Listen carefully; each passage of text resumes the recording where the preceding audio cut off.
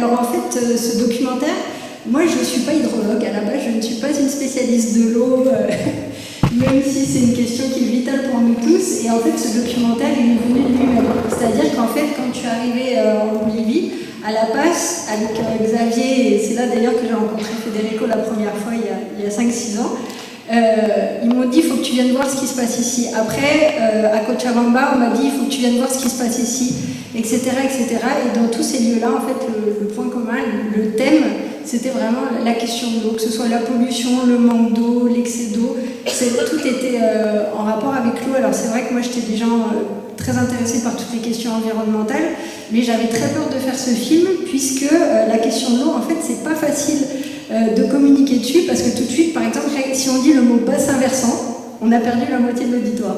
Donc, c'est des gros mots, et c'est assez difficile. Des gros mots, monsieur Boujard, maintenant. Voilà, c'est ça. Mais donc, c'était vraiment quelque chose, j'avais peur de le faire, ce film, parce que je me suis dit, ça va vraiment pas être facile de communiquer autour de cette question-là.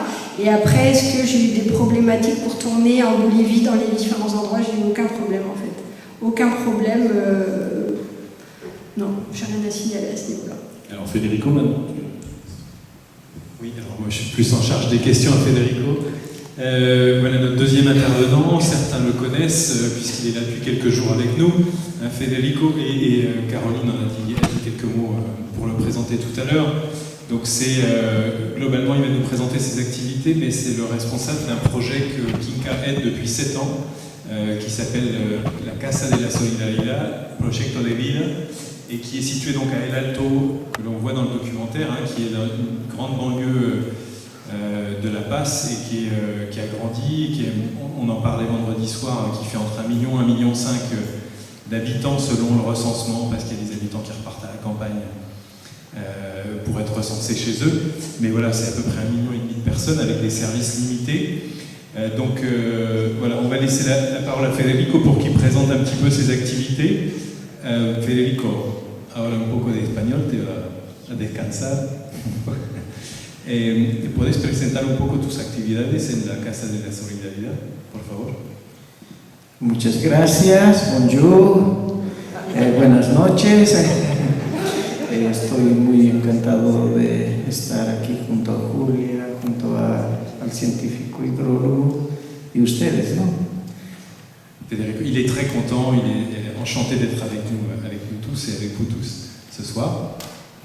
Bueno, sobre todo mi trabajo consiste en trabajar con las nuevas generaciones, con niños, adolescentes y jóvenes en mi ciudad, sobre todo para que entiendan la importancia de cuidar la vida, sobre todo. Alors il travaille donc surtout avec des jeunes et des adolescents, pour leur apprendre à faire attention et à préserver la vie en général. Y en ese camino estamos comprometidos con el problema del lago Titicaca, porque la ciudad del Alto, como han podido ver en la película, es una de las ciudades que aporta con mayor contaminación y es una de las ciudades principales que también necesita tomar mayor responsabilidad, no solo conciencia, sino encontrar soluciones frente a lo que hacemos, el daño que causamos, sobre todo en la contaminación del río y del lago. Et donc, pour préserver la vie, l'eau est un des sujets qu'ils abordent avec les jeunes, parce que El Alto, comme vous avez pu le voir dans le documentaire, est assez proche du lac Titicaca, et les eaux d'El Alto alimentent le lac, et donc d'une banlieue où tout n'est pas forcément mis en œuvre pour purifier les eaux, si je peux le dire comme ça. C'est un euphémisme.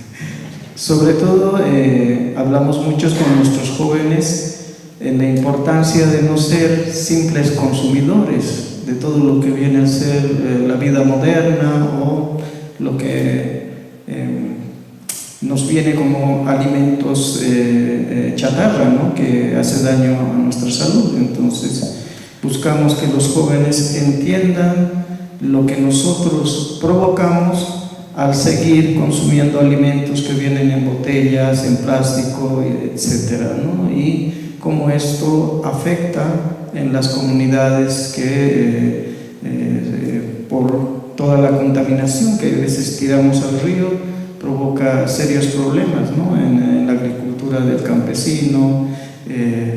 Los ríos están totalmente colapsados con los desechos y para nosotros es importante que los jóvenes no sigan el ritmo de los grandes, ¿no? Alors il travaille aussi avec les jeunes donc pour les faire un petit peu changer de mentalité, c'est-à-dire ne pas être comme certains adultes des simples consommateurs et donc ils apprennent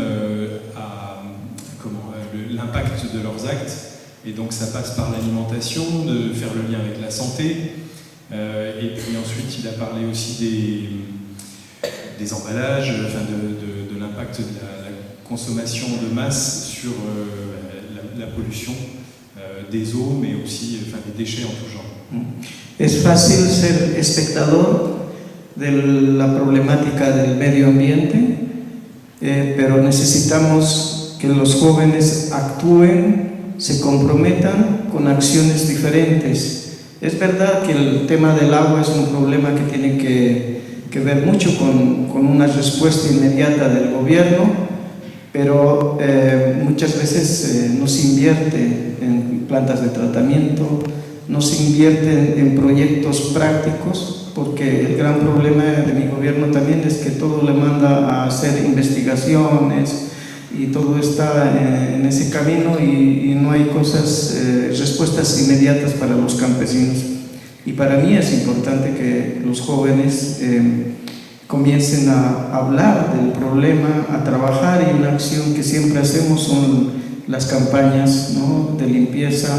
Hacemos acciones que tienen que ver con cómo podemos tener proyectos donde reutilizamos todo el material que desechamos también. Trabajamos mucho con las escuelas, ¿no?, para sensibilizar.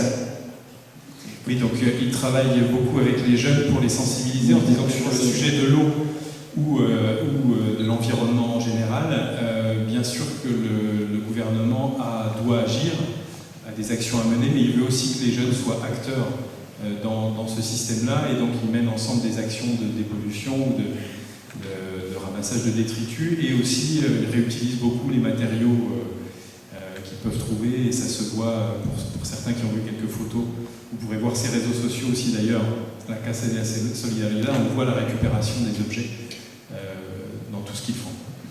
Bueno, con esto acabo. Solamente quería decirles de que queremos que los jóvenes hablen y entiendan que sin la vida no hay nada. Y hablar de la vida es hablar de los otros seres vivos.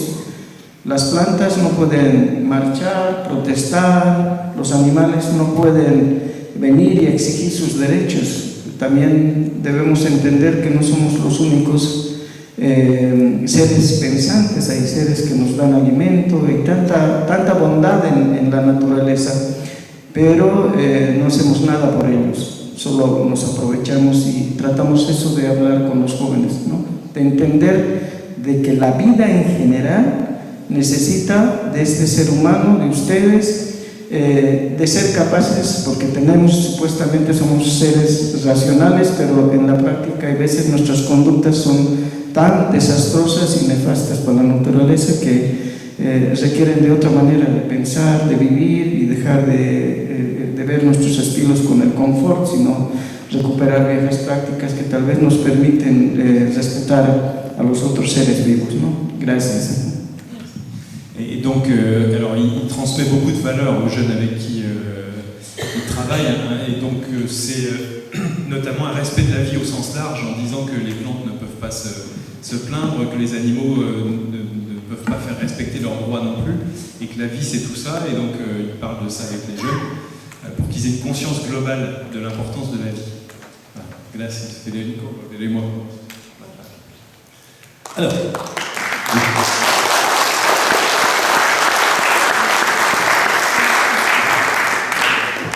dernier invité autour de cette table, Pascal Goujard. Alors Pascal Goujard, votre CV, il fait un peu peur. Il est long. Pas tout. Formation d'ingénieur, formé à l'Office par l'Office international de l'eau. Il effectué un parcours au conseil départemental de l'eau, chef de service de l'eau et de l'agriculture, puis à l'EPTB Seine-Grand-Lac en tant que directeur de l'appui au territoire, mission humanitaire en Afrique, et bien sûr membre de l'association Aquae. Donc le sujet de l'eau, vous savez de quoi vous parlez, hein, et particulièrement dans le département dans notre département, dans le département de l'eau. Je rajoute à ça que vous êtes également conseiller municipal à Saint-André-des-Vergers, conseiller communautaire à TCA. Voilà, ça vous fait des journées bien occupées. Ça fait un bon résumé. Ouais. Alors tout de suite, ça va lancer le débat. On aimerait connaître, moi j'aimerais connaître votre réaction à chaud sur ce documentaire, et puis sur les parallèles, notamment les échos que cette question de l'eau en Bolivie ont pu faire pour vous qui êtes hydrologue, qui êtes spécialiste de ces sujets-là. Bonsoir à toutes et bonsoir à tous. Permettez-moi d'abord de féliciter la réalisatrice du documentaire, parce que effectivement, vous l'avez dit dans vos propos, c'est un sujet, l'eau c'est un sujet difficile à traiter. Je commence pas à faire des jeux de mots, mais voilà, c'est un sujet, sur le plan pédagogique, quand on s'engage dans la réalisation d'un documentaire, il y a tellement de facettes. C'est un sujet très technique. Et dans votre documentaire, ce qui me plaît beaucoup dans votre traitement, c'est le fait d'apporter tout un regard sur les différents mots j'appelle ça les mots de l'eau, parce que en fin de compte, tous les enjeux de l'eau, on les retrouve dans ce documentaire. Alors bien évidemment, par rapport à ce qu'on connaît dans l'eau et en France en particulier, il y a des comparaisons. On va pouvoir effectivement se projeter sur la façon dont le documentaire a traité les questions de quantité, les questions de qualité de l'eau, des usages de l'eau, des conflits, comme vous l'avez fait bien. Mais on se gardera bien quand même de faire de trop d'amalgame, hein, mais ça ne nous permet pas de jeter les ponts sur le vrai travail pédagogique, et on a vraiment besoin de ce genre de support documentaire pour faire de la pédagogie, expliquer ce que sont les enjeux de l'eau, qui est un enjeu fondamental dans une évolution climatique, et on va y revenir tout à l'heure dans les différentes questions. Merci et félicitations encore pour votre travail. Alors, je rappelle